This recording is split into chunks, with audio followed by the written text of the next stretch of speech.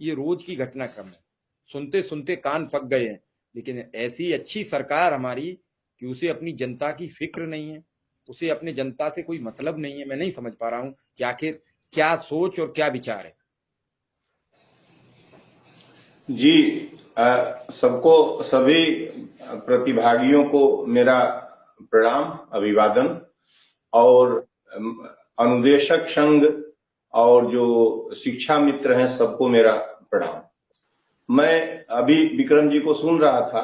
दो बात है विक्रम जी और शिव कुमार जी को तो तहे दिल से इनके चैनल को शुक्रिया कि एक शिक्षक वर्ग जो जिनको दबाया गया है उनके लिए लगातार 2 वर्ष से काम कर रहे हैं।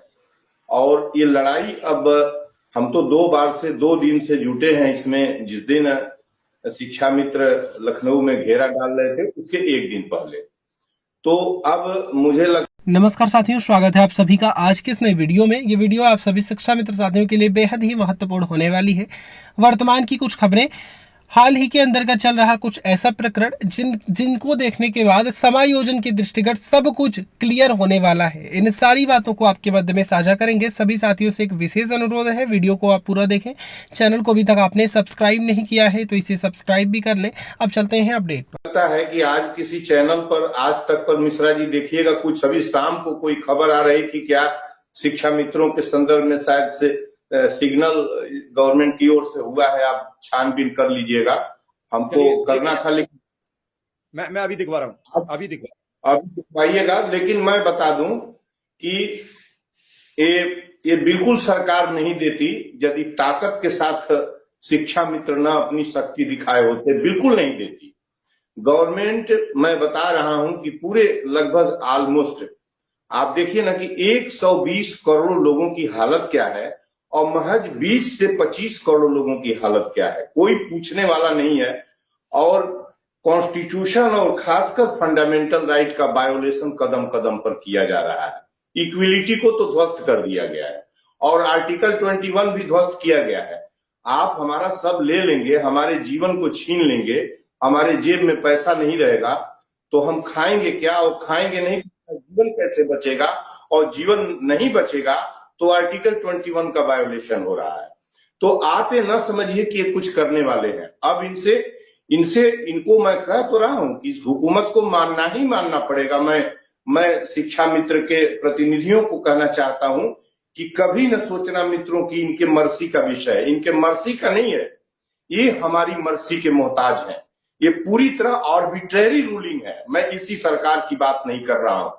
आप हमारे वोट से भीख मांग कर वोट की गए हैं सेवा करने के लिए।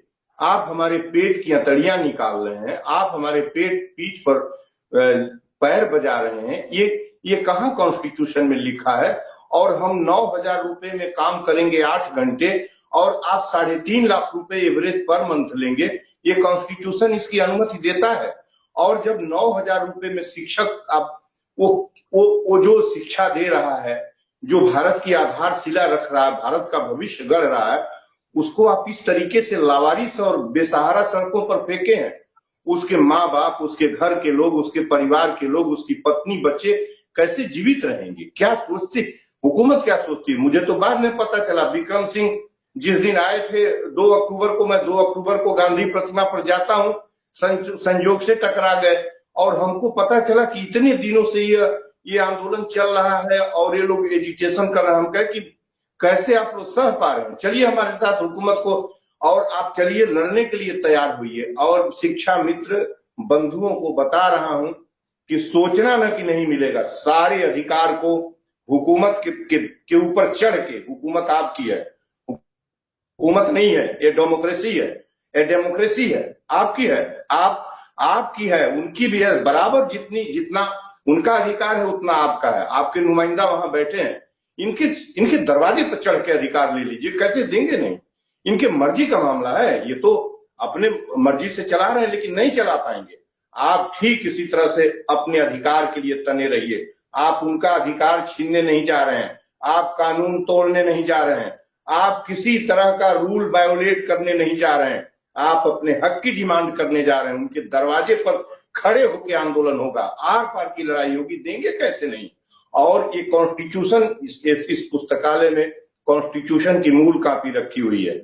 मुझे इतनी बातें कही जाती हैं कि किसी समय अरेस्ट हो जाएंगे, रडार पर हैं।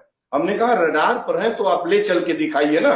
जब तक मैं किसी की हत्या नहीं करता, जब तक चोरी नहीं करता, जब तक रेप में इन्वॉल्व नहीं होता, कौन मुझे कहां ले जाएगा। उसकी कोठरियों को सलामत नहीं छोड़ूंगा, सबको ईंट से ईंट बजा दूंगा। मुझे केवल मनुष्यता चाहिए, मुझे केवल कॉन्स्टिट्यूशन चाहिए। मैं अपने सारे पत्रों में लिखता हूं कि मुझे केवल संविधान चाहिए, न अधिक न कम। हमको माँ ने पैदा किया है और एक ऐसा संविधान हमको मिला है जो हमको जीवन देता है, हमारे जीवन की रक्षा करता है। संविधान की प्रत्येक पंक्तियों